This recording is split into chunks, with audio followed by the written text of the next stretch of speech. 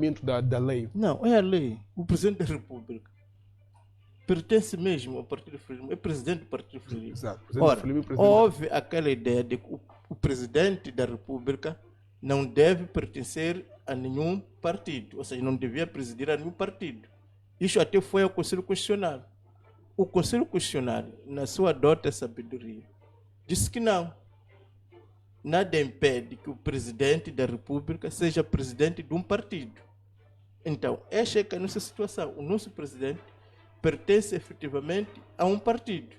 E é este presidente de um partido que nomeia o presidente do Tribunal Supremo, nomeia o presidente do Conselho Constitucional, nomeia o Procurador-Geral da República. Então, a partir daqui, não tem como, não é, falar de instituições da justiça não monopartidarizadas. Portanto, a pluripartidarização vem como um contrapeso à monopartidarização. No dia que o próprio Conselho Constitucional, ou a nossa Constituição, ou a nossa sociedade entender que, de fato, o Presidente da República, como primeiro magistrado, não deve factualmente pertencer a nenhum partido político, aí já começas a falar da profissionalização desses órgãos.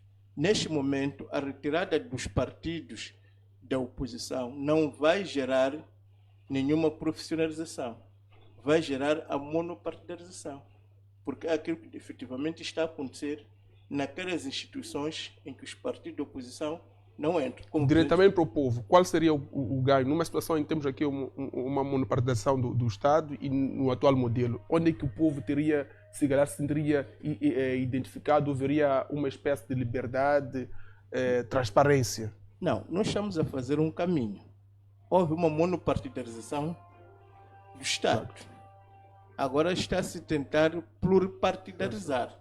Portanto, a ideia de que esses outros partidos vão ser como um contrapeso ao presidente ao presidente da República, que é de um partido político. Agora, a minha esperança é que no futuro não tenhamos, primeiro, como primeira condição mesmo, um presidente que não seja de nenhum partido. E aí já podemos pensar em profissionalizar, podemos começar a pensar em entrevistar, em concursos públicos genuínos. Eu estou a falar no sentido de boa fé, não é? Se nós quisermos realmente melhorar, porque enquanto nos enrolamos, nos enganamos a nós mesmos, somos vítimas deste complexo do colonialismo, que dizemos uma coisa, mas fazemos outra, os nossos indicadores econômicos, sociais, vão continuar a baixar, vão continuar a derrapar. Mas nós temos que, em algum momento, dizer, este modelo que temos não está a nos conduzir ao almejado de desenvolvimento.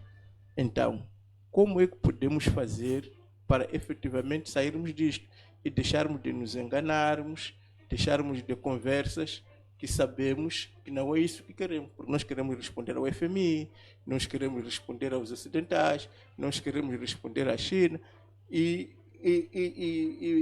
poucas vezes queremos responder a nós mesmos e acabamos sendo vítimas das nossas próprias instituições e de nós mesmos. Exato. Vamos ao segundo tema. Dr. Manhique, como é que avalia, quais são os desafios da educação, como é que avalia o Sistema Nacional da Educação?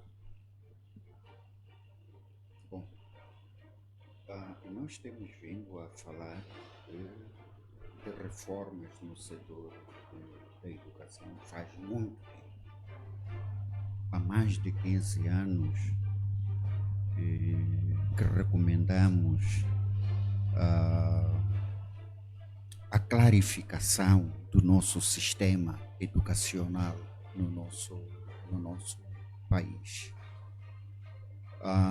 Se continuarmos com este modelo que temos, cada ministro que é eleito vem com as suas políticas, escangalha tudo aquilo que o outro iniciou, então não teremos o sistema de educação alinhado com o desenvolvimento que nós queremos no nosso país. É preciso retermos aqui que devemos desenhar e políticas e educacionais a longo prazo, que é para evitarmos esta anarquia. Estou a acompanhar que o ensino primário emigra para um novo sistema, o ensino básico e o secundário. Antes de aperfeiçoarmos esta didática, virá um outro ministro que vai anular totalmente aquilo que está sendo desenhado neste momento como um modelo para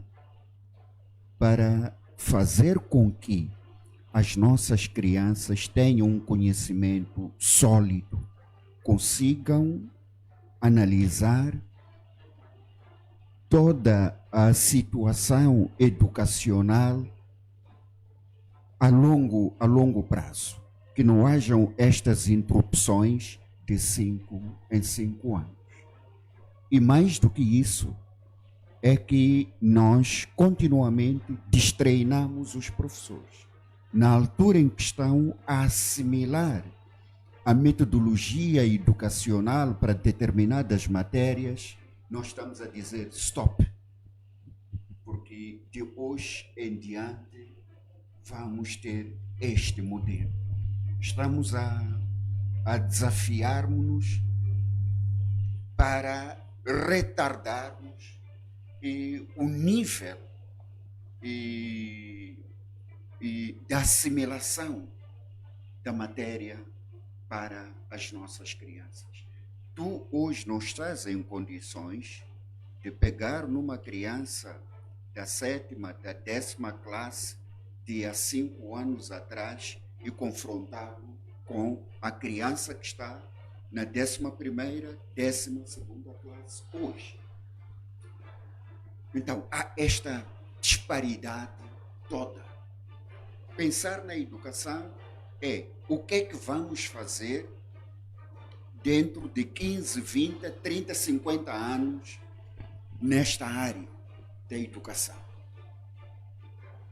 Então, o professor será cultivado a dominar essas matérias e vai profissionalizar-se para tornar a educação mais atrativa, para tornar a educação como um modelo no país. Se tu saíres daqui, ou seja, estou aqui com professas, tu entras na Universidade Eduardo Mondlane, no 1º, 2º ano, e acha que deves continuar numa outra escola da região, tu vais regredir 2 anos. Por quê? Porque o teu sistema não vai de acordo com o sistema dos outros. Por outras palavras, quero dizer o quê?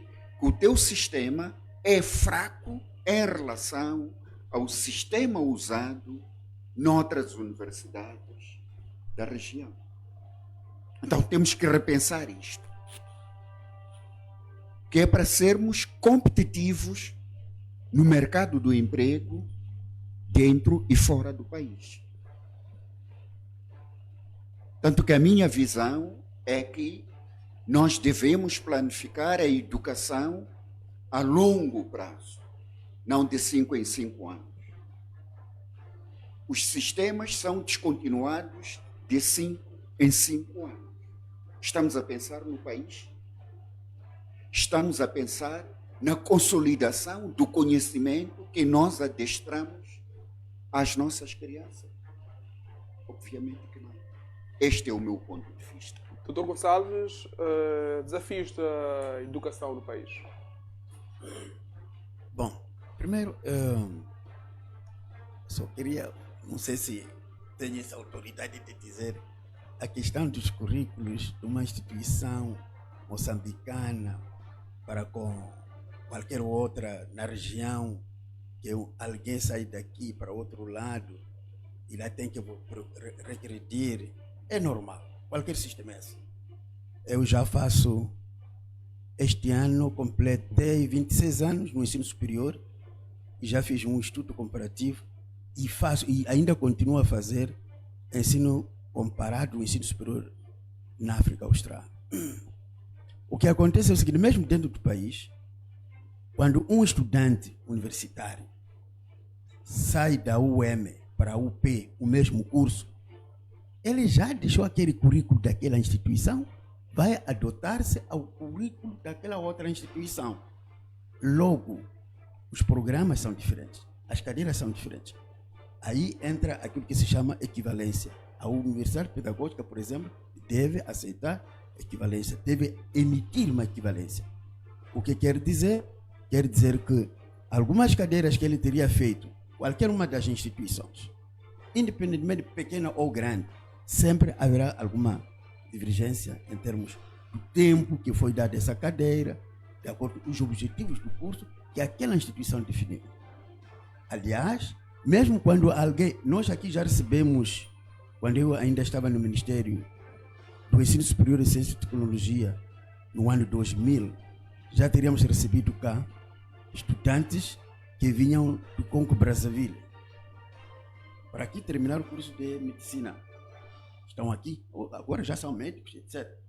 Esse sistema de comparação das cadeiras é natural e eles tiveram que regredir para complementar, para equiparar-se ao nosso sistema. Isso é normal, equivalência. Nós em Moçambique, o nosso sistema de educação, eu penso que sim, nós temos que melhorar alguma coisa. Melhorar significa que alguma coisa não está muito bem, mas está-se a trabalhar nesse sistema.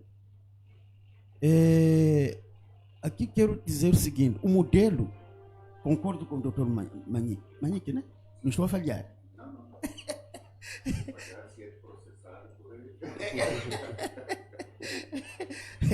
Concordo, sim. Eu já falei isso em muitas ocasiões, que a nossa educação, o nosso sistema de educação, não devemos olhar quem nos disponibiliza fundos. Nós temos que ter a nossa política de educação. Nós temos que ter um Ministério de Educação consolidado, sólido, forte. Concordo plenamente com o Dr. Manique. Não podemos, nem devemos, que em 5 anos mudemos os currículos. Isso até é extensivo para as universidades. Uma universidade ser sólida não precisa cada 2 anos está a mudar o currículo. Não pode. A avaliação sobre os currículos é na base dos resultados, a integração dos resultados do produto final. Qual? O aluno ou o estudante, se for uma universidade. Então, a questão de mudança de currículos ali e acolá, eu acho que não beneficia tanto quanto podia se esperar. E isso cria uma instabilidade em termos de conhecimento, preparação dos professores. Mas há um esforço que está sendo feito relativamente à questão de formação de professores.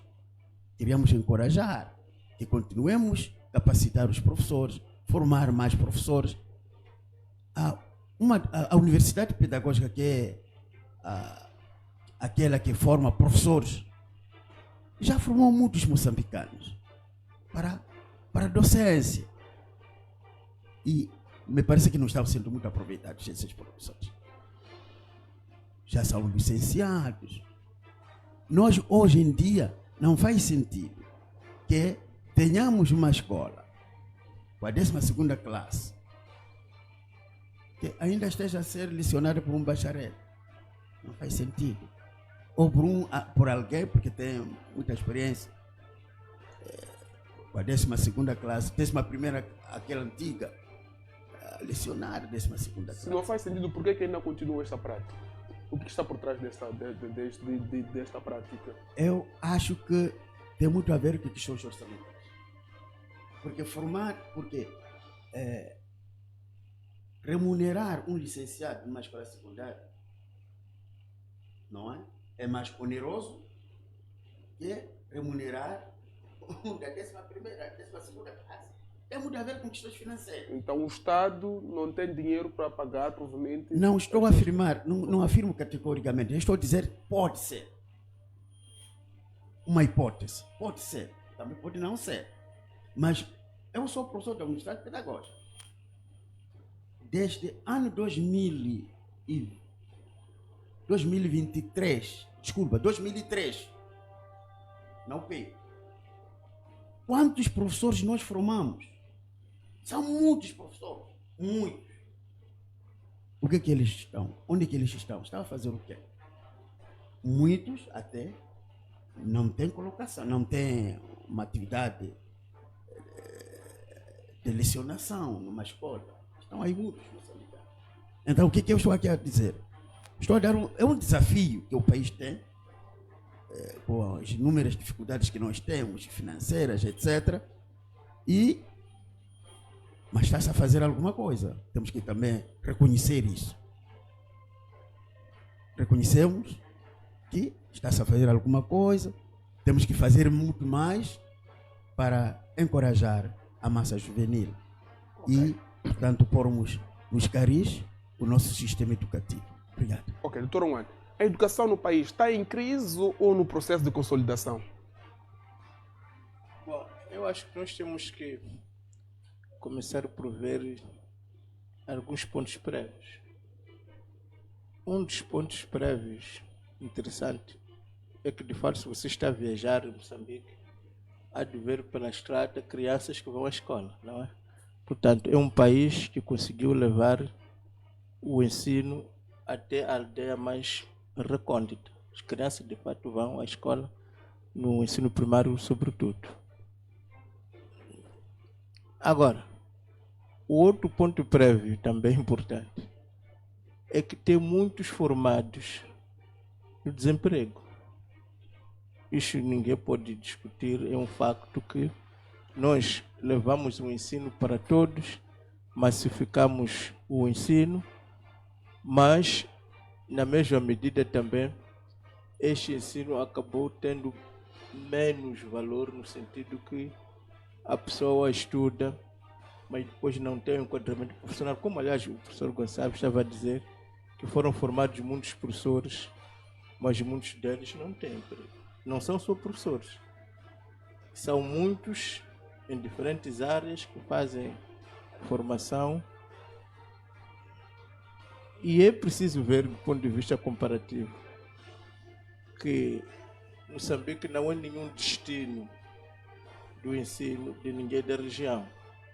Que há de ver que é difícil alguém da África do Sul querer vir estudar em Moçambique, alguém do Zimbábue querer vir estudar em Moçambique, alguém da Suazilândia. Pelo contrário, nós que temos mais escolas, mais universidades, somos aqueles que saímos mais. O sonho de qualquer criança que faz 12ª é ir estudar fora. Nós já estudamos até em sítios impensáveis, no Chipre, Polônia, não é? Em Malásia, não é? Agora até em Brunei. Portanto, qualquer sítio que tem uma universidade, a pessoa prefere ir para lá, deixando as nossas universidades. Isso é fato, não é possível discutir. Portanto, para dizer o seguinte, existe oferta, mas parece que estamos a falhar em colocar esses formandos no mercado de emprego. Isso não é só o caso de Moçambique. Há de lembrar-se que nos anos 80, nos anos 90, todos pensávamos ir estudar no Zimbábue. Mas aquele sistema do ensino caiu de tal maneira que hoje ninguém pensa. Pelo contrário, são os professores do Zimbábue que vêm procurar emprego aqui em Moçambique. Para dizer que temos, de uma forma honesta, eu confesso que quando falo de educação nem gosto de falar, porque sou um ator também na educação, tenho conflito de interesse. Não posso falar mal da educação porque sou professor, não é? Então, mas, para todos os efeitos, penso que todos nós vemos isto. Estamos a conseguir meter as crianças nas escolas. Eu até digo que pode-se fazer mais. Por exemplo, agora com esta dúvida, há ensino noturno, não há para crianças, do ponto de vista ético, colocar uma criança de 12 anos, 13 anos, 10 anos numa escola à noite, não soa bem, não é? Mas também, para além das questões orçamentais que foram ditas. Mas, por exemplo, aqui na cidade de Maputo, resolveu-se o ensino superior através das universidades privadas.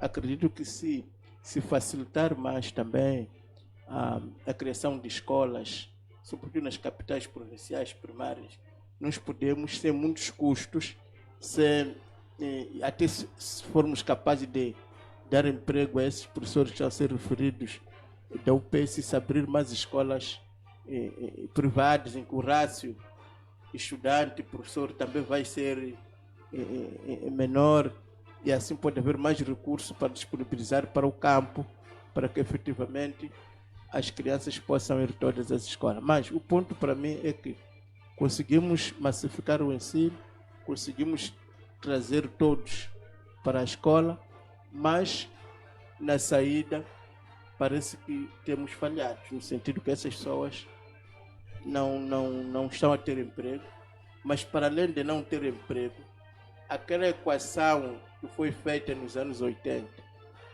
que é educação igual ao desenvolvimento, não está a acontecer. Esta geração é a mais educada de todas as outras, não é? Portanto, passaram por universidades, têm os ensinos secundários completos, têm ensinos profissionais, têm ensino de tudo, não é? Mas estão num país mais pobre.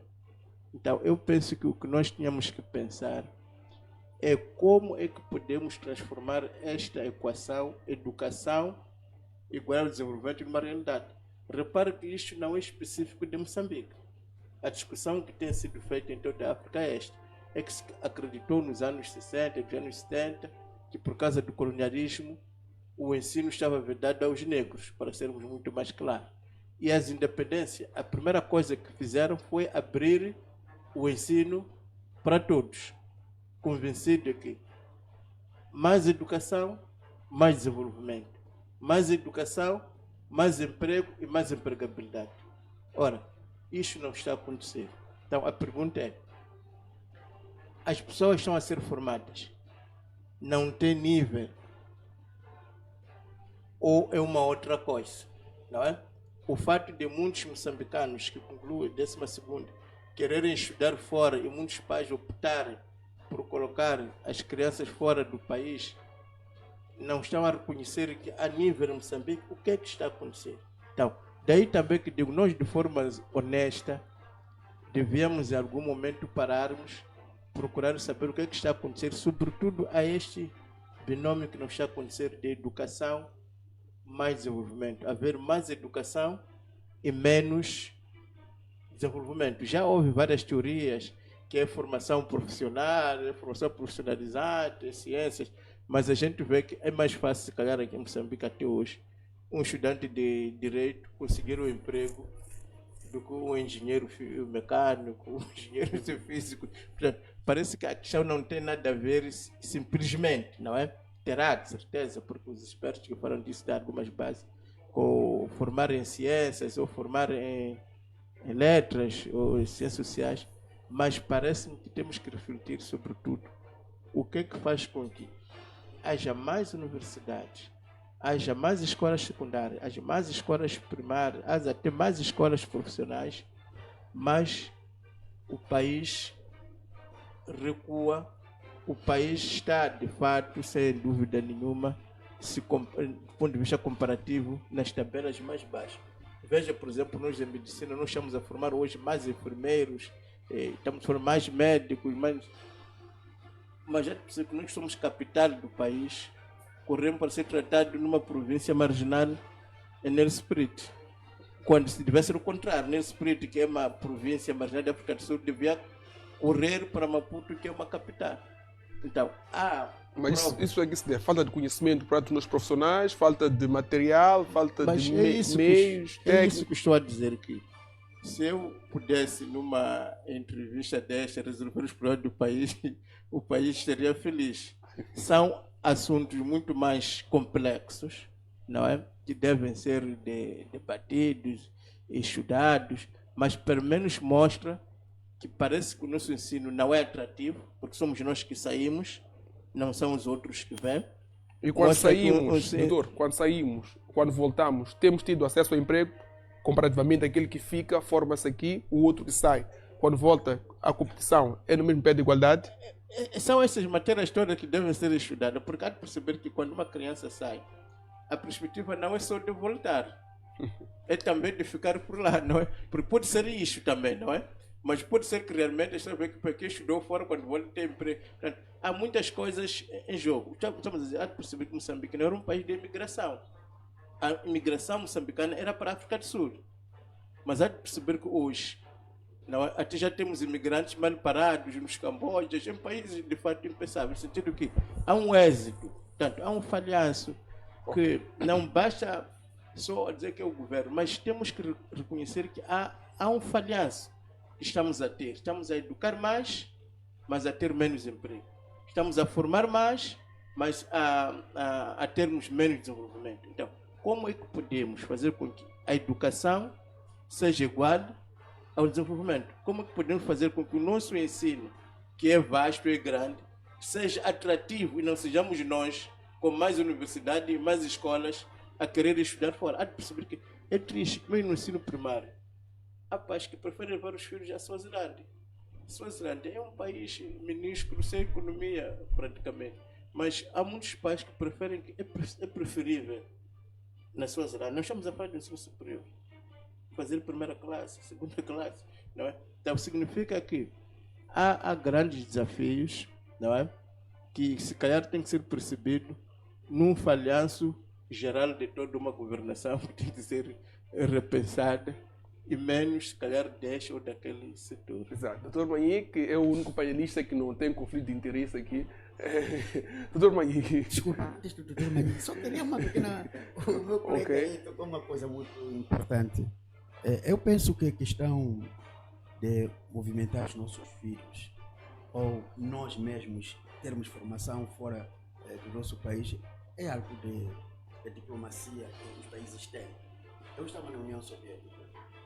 Na União Soviética, eu tive colegas que vinham da Alemanha. A Alemanha é um país menos desenvolvido. Estavam lá a estudar conosco. Eu estive na União Soviética, tive colegas que vinham da França, Espanha, todos esses países. África do Sul, Zimbábue. Então, eu acho que se pensarmos dessa maneira, penso que não estamos a resolver o problema.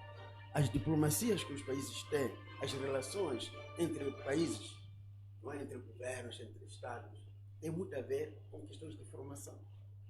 Aqui em Moçambique, nas nossas universidades, na minha instituição, tem estudantes vindo do Brasil. Aqui em Moçambique, aqui em Maputo. Até inclusive, alguns estavam em TET, entraram em TET, formaram-se lá, viram concluir aqui.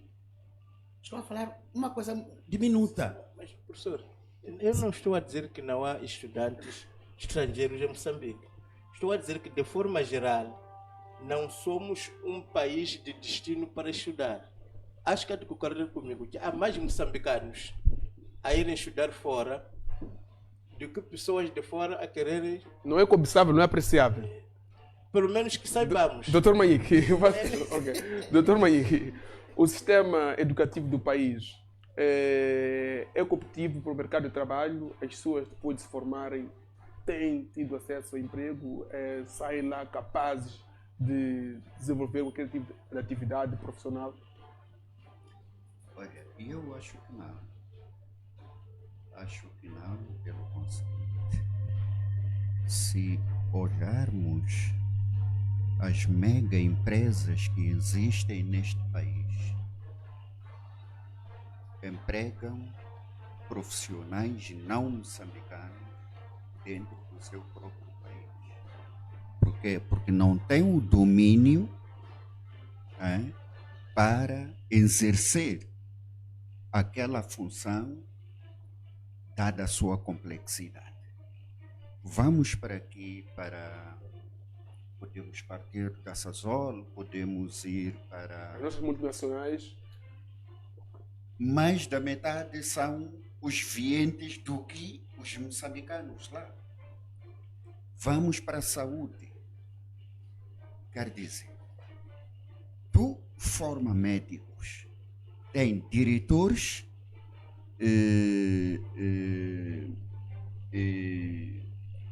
formados pelas nossas universidades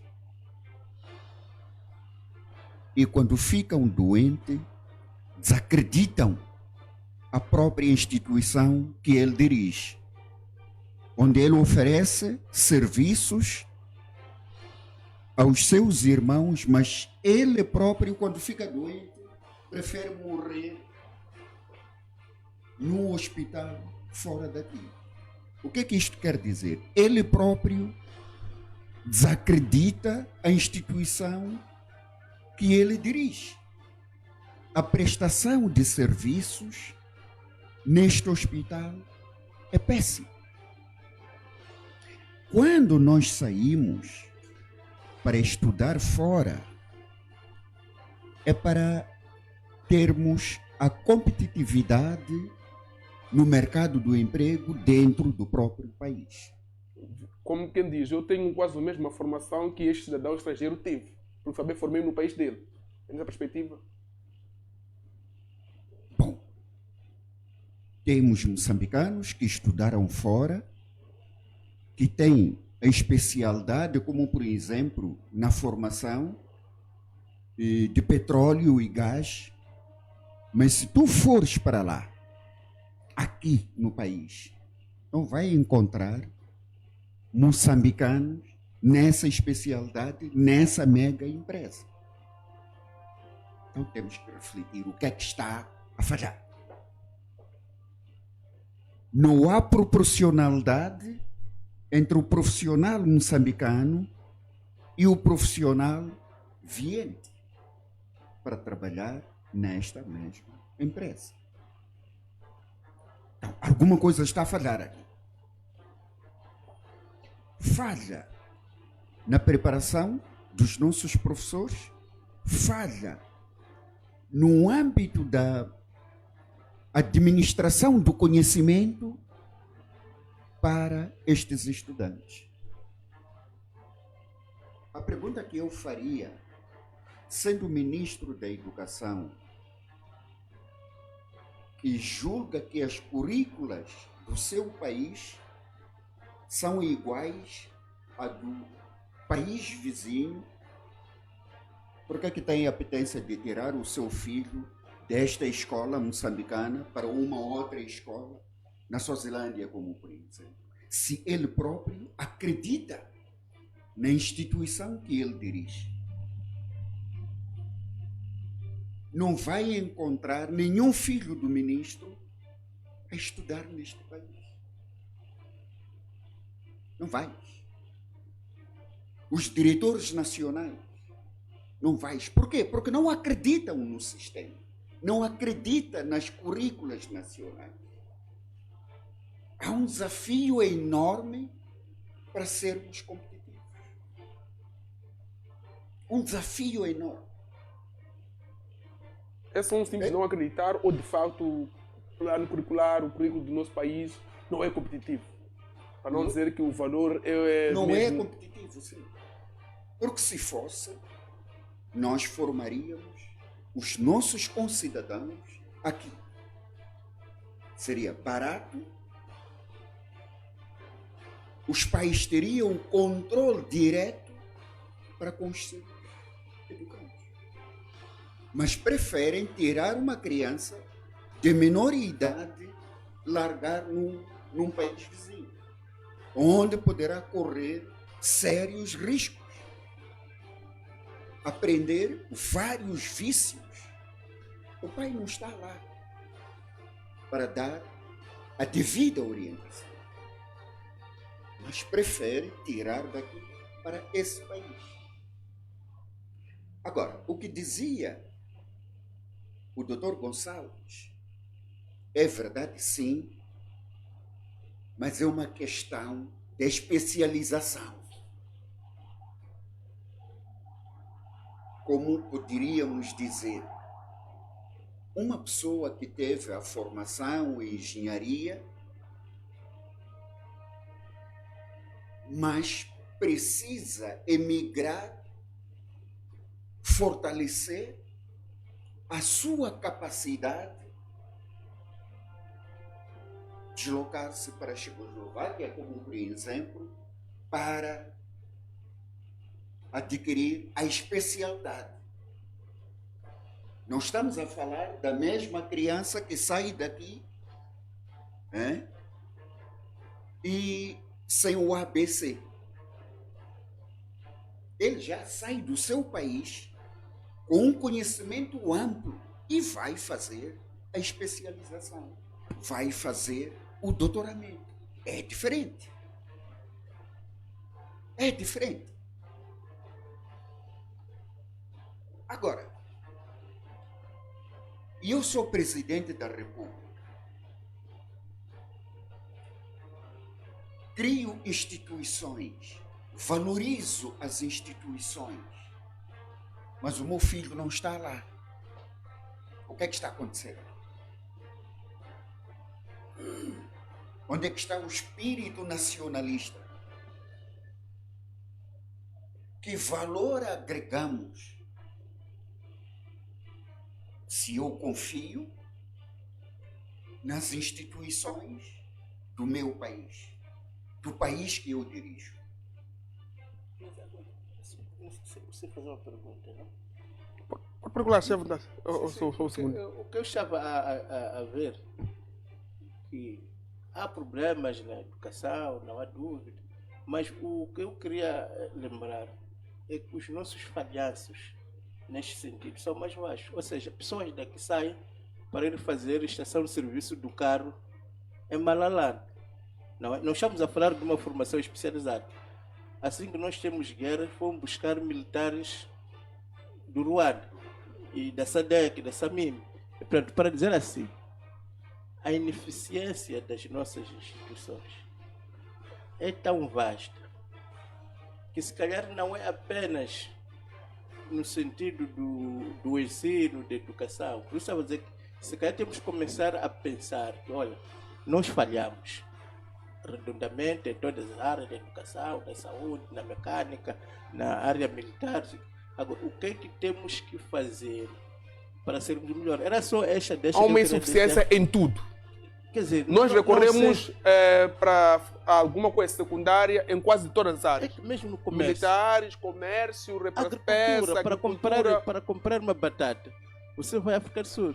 Para comprar tomate, você tem que ir à África do Sul. Exatamente. Se estás em Nampula, quando estamos em Nampula, queres comprar uma capulana, vais à Tanzânia. Ou seja, estamos a dizer que é um falhanço. De uma forma rara, vou questionar aqui o Dr. Gonçalves. Somos bons em o quê? Em Moçambique nós somos bons em o quê? Uma coisa só. Para terminarmos aqui. Eu só quero, o Dr. Manique, só quero lhe dizer, são duas coisas diferentes que falou aqui. Eu disse uma coisa muito simples. Na minha turma, eu fui para a União Soviética. Fui à União Soviética. Não para ir fazer especialização. Fui lá para fazer licenciatura. Eu tinha colegas alemães na licenciatura. Tinha francês, espanhóis, colombianos, sul-africanos, zimbabueanos, licenciatura, mestrado, até doutoramento. Eu tive colegas. Não é especialização. A pergunta que eu faço, por que eles não fizeram na Alemanha? Eu até perguntaria ao doutor como que ensina aqui em Moçambique, comparando a sua formação na União Soviética e aquela formação que é dada aos moçambicanos. Qual é a avaliação que faz? Como bebeu lá e o que está a dar aos moçambicanos beberem aqui? Eu digo o seguinte, nós temos a nossa educação com qualidade. A qualidade? A qualidade, sim. Ok, a qualidade. Assim. Obrigado. É um minuto mesmo. Olha, e eu acho que é preciso repensarmos a qualidade do nosso ensino de uma forma geral.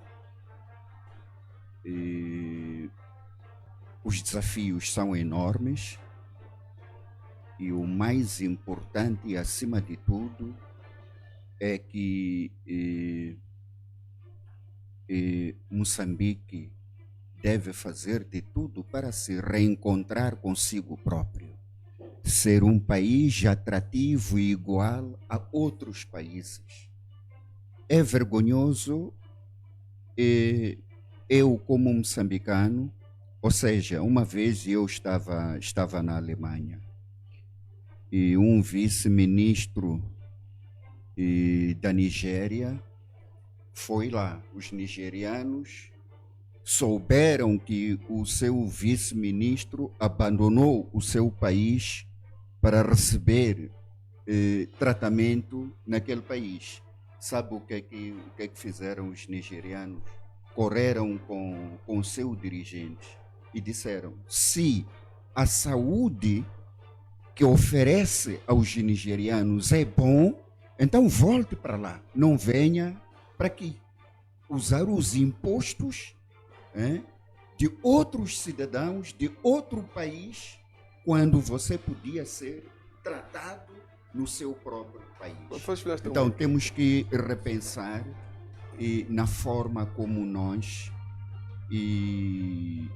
gerimos o país, melhorarmos a forma como adestramos o conhecimento aos moçambicanos, para termos um país competitivo, para termos um país atrativo, para que outras nacionalidades cobissem este país e venham aprender de nós, e não nós irmos aprender quase em tudo lá fora. Ok, doutor Gonçalo, considerações finais?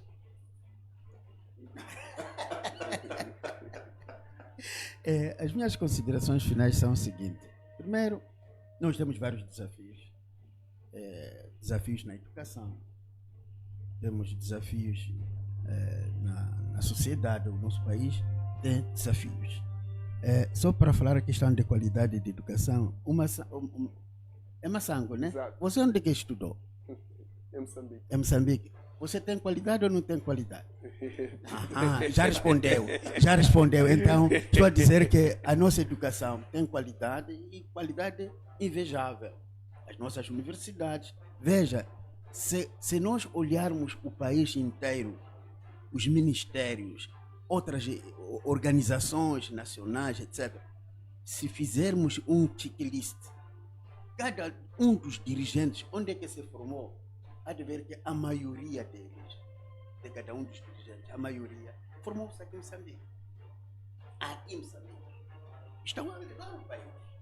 Entretanto, a dificuldade é que, sim, temos desafios, esses desafios estamos arrolando, vamos atrás deles para melhorar o nosso sistema educativo. Obrigado. Doutor Rongban, considerações finais? Bom, o que eu verifico é que realmente a equação educação-desenvolvimento não aconteceu. Isto é um facto, apesarmos de o ensino de fato ter sido levado até a última década. Este é o mérito que é preciso reconhecer. Isso não é de todos. Há países em que isto de estudar é um luxo, não é? Mas em Moçambique de fato deixou de ser luxo qualquer um, em qualquer nível, não é? Há universidades, há escolas para tudo. Agora, o que acho que também tinha que se fazer, agora que parece haver constrangimentos orçamentais, sobretudo no ensino primário, se calhar copiar-se o que se fez no ensino superior, em que realmente houve uma grande massificação no ensino particular. Se calhar fosse feito isso nas cidades, sobretudo, iam restar recursos para que efetivamente continuemos a dar este ensino, porque eu fiquei muito triste quando ouvi falar daquela ideia de que não haveria o ensino turno. Por um lado, considero que tem razão, uma criança de 10 anos não pode deixar às 22 na estrada. Mas, por outro lado, a alternativa que foi dada na altura, parece que essa lei parece que já recuou, não é? Mas significa que há constrangimentos. Se tomou esta decisão, é que havia constrangimentos orçamentais. E os problemas éticos não desaparecem porque voltamos a isto. Então, acredito que a fórmula muito mais simples era realmente promover a educação particular nas grandes cidades. para que houvesse recursos. Não estou a dizer extinguir, porque há muita gente, não é? E todos nós, eu vivi do público, não é? Até hoje, portanto, considero que as instituições públicas são muito importantes, é ali onde se exerce a igualdade, efetivamente, não é?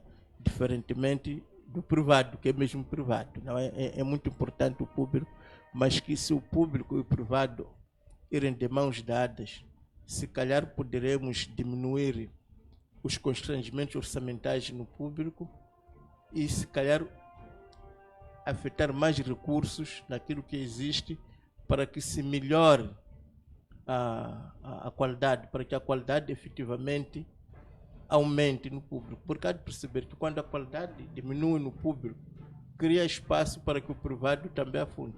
Se o público, que é o público, é garante da qualidade, isso obriga também as instituições particulares a seguir o exemplo. Mas acho que a questão da iniciativa privada, de considerar que o privado é importante, o particular, pode se calhar nos garantir recursos para continuarmos a investir nas pessoas que realmente precisam. Quem deve garantir essa evolução no público?